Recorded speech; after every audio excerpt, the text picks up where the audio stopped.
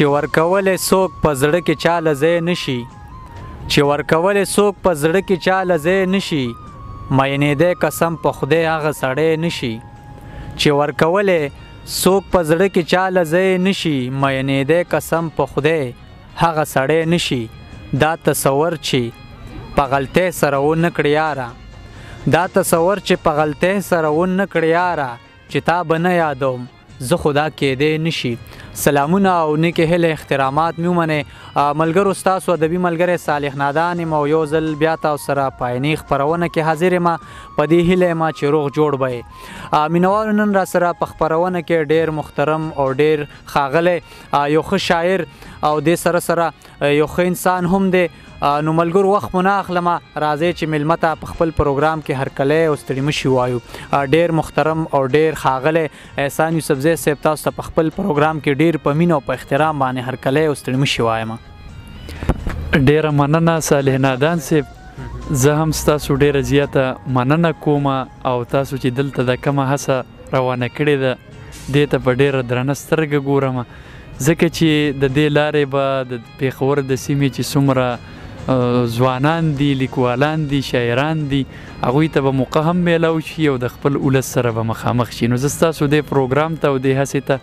ډېر د قدر په نظر ګورم. ستاسو نه هم یوه نړۍ مننه کومه. احسان یوسفزی صاحب داسې به هم ډېر مینوال پیژني او ډېر ملګري به هم پیژني ځکه چې د پښتو ادب دپاره مو بلحاظ یار او کړاو کړی دی اوس هم کوی لګیا یې خو بیا هم زموږ د عیني داسې مینوال او داسې ملګري دي چې هغوی به ستاسو نه وي خبر که د هغوی دپاره مو خپله لنډه شان پېژنګلو وکړه نو دا به ډېره ښه ښه جي زما خپل نوم احسان الله دی او قلمي نوم مې احسان یوسفزی دی د سوات د سیمې د فتح پور سره زما تعلق دی او دا وخت د پښتو اکیډمۍ پېښور پوهنتون نه زما په پښتو ادبیاتو کې پی ایچ ډي روانه ده او د دې سره سره په ګورنمنټ افضل خان لالا پوسټ ګریجویټ کالج کې زه د پښتو د ویزیټینګ لیکچرر په حیثیت باندې خپل فرایض او خپلې ذمهوارۍ ترسره کوم هم دغه زما لنډه پېژنګلونه. ډېره ښه ده. احسان یوسفزی صاحب دا هم راته ووایه چې دغه شاعرۍ آغاز مو د کله نه کړی دی؟ ښه جي ښه د شاعرۍ آغاز خو په اصل کې ما د 2015 شپږم نه کړی دی کله چې زه په سکول کې وم او په سکول کې ما سبق وی غالبا چې په نهم جماعت کې ما سبق وی ما لومبی نظم لیکلی په سوات باندې چې هغه وخت زموږ د سکول یعنی ګورنمنټ هایر سیکنډري سکول فتح پور نه د سیکنډري د برخې نه یوه مجله وته د تلافند په نوم نو زما دغه نظم بیا په هغه مجله کې په 2006 کې چاپ هم شو چې د هغې سره زما نوره هم حوصله افزایي وشوه او ما بیا باقاعده طور باندې لیکل شروع کړل. ډېره ښه ده او دا هم راته راڅرګنده کړئ چې تاسو شاعرۍ سره سره یا نثر هم لیکئ او که نه؟ ښه جي ښه نو زه نثر هم لیکم ما افسانې هم لیکلي دي د دې سره سره په مختلفو موضوعاتو باندې ما تحقیقي لیکونه هم کړي دي. زما یو ریسرچ پیپر د شیخ ملي ژوند او خدمات دا د بلوچستان یونیورسټۍ په یو مشهور جرنال تکتو کې هم چاپ دی او نور هم زما داسې ډېر تحقیقي لیکونه دي چې هغه وخت په وخت د مختلفو مجلو نه خوره شوي دي. ډېره ښه ده. د چاپ اثار باره کې هم زموږ دغه مینوال خبر کړی چې آیا کوم چاپ اثار لرئ او که نه او مخکې ورته څه اراده لرئ؟ ښه جي ښه نو افسانو باندې خو زما کومې افسانې چې دي نو هغه کار پې نور هم روان دی داسې 12-14 ما لیکلي هم دي نو بس ډېر زر به انشاءالله چې افسانوي ټولګه هم زما مخې ته راشي د هغې سره سره زما شاعري چې کومه ده نو زما سره مواد پوره دي خو چونکې دا وخت زما پی ایچ ډي روانه ده نو زه یم چې بس د پی ایچ ډي دغه کم پراسیس چې زما دي هغه سرته ورسي نو د هغې نه پس به انشاءالله بیا خپله شعري ټولګه هم چاپ کومه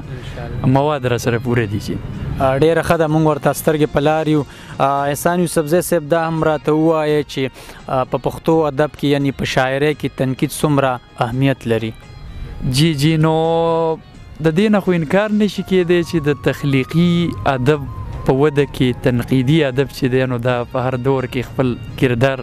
ترسره کړی دی نو ځکه څومره ادبیات چې دي نو په هغې کې د تخلیقي ادب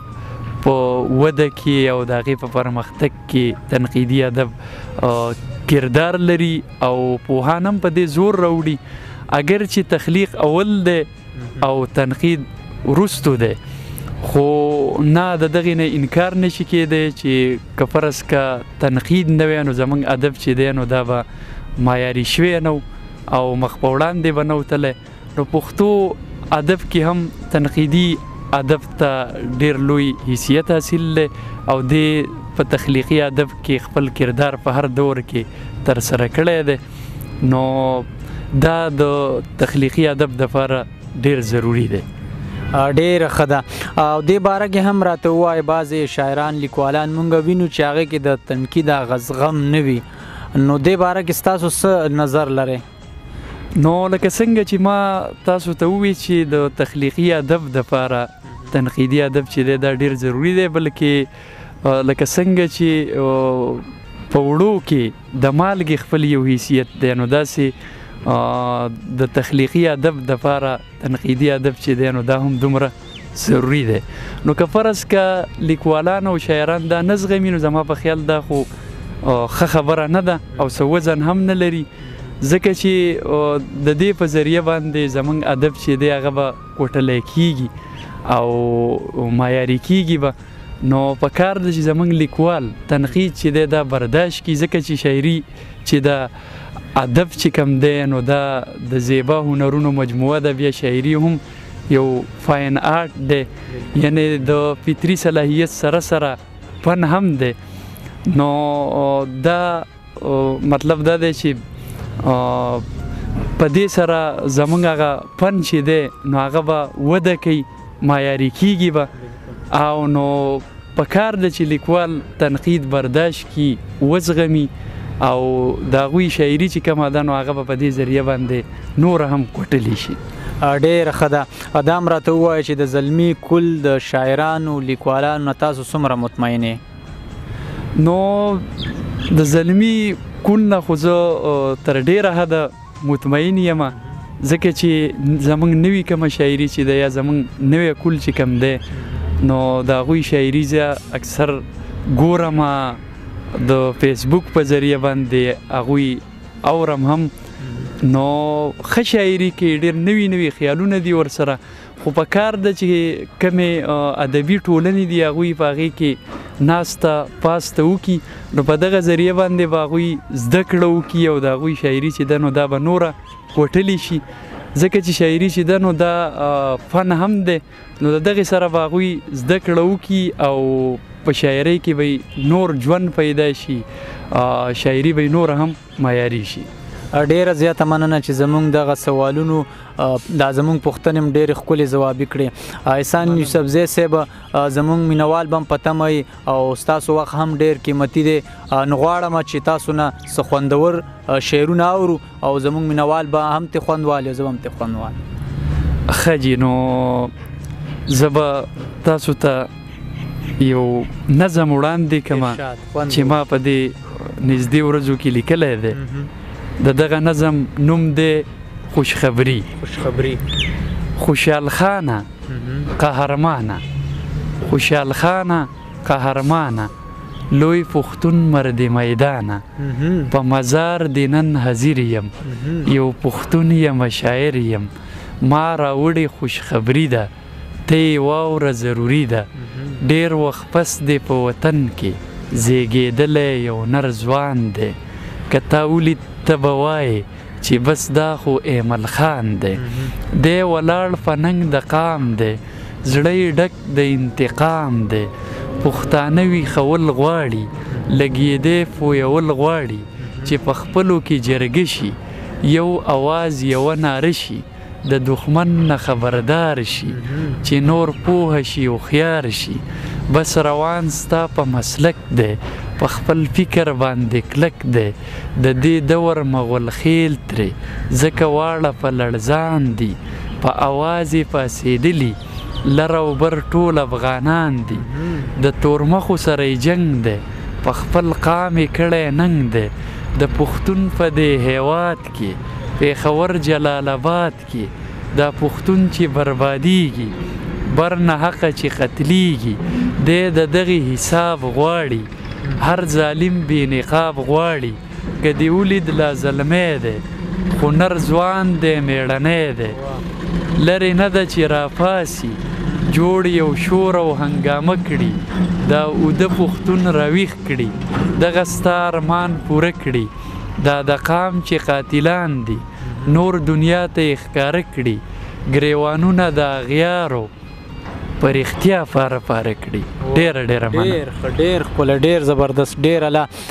احسان یوسفزی صاحب ستاسو نه یوه نړۍ مننه کوم چې خپل قیمتي وخت نه وخت راویستو او موږ سره په مرکه کې ناستی وکړه ډیره مننه زه هم ستاسو ډیره مننه کوم ستاسو ډیره شکریا ادا کوم چې په خپل پروګرام کې مو موږ له مقرره کړه الله تعالی دې ستاسو دا پروګرام مخ په وړاندې بوځي او هیله ده چې ستاسو د دې پروګرام او د دې هڅې په ذریعه باندې به د پېښور د سیمې چې کوم لیکوال دي د هغوی نمایندګي وشي او د دې پلیټفارم نه به هغوی خپل ولس ته مخامخ شي او خپل خیالات او خپل احساسات به ورسره شریک کړي ډېره زیاته مننه خوشحاله اوسئ مینوالو دغه ورا سره په ننني خپرونه کې ډېر محترم احسان یوسفزی صاحب چې تاسو ترېنه ډېرې ګټورې خبرې او خوندور شعرونه مو ترېنه واورېدل تر را روانې خپرونې پورې ما صالح نادان او ما سره کیمرمین سنان مومند له ورکړې اجازت د لوی الله په امان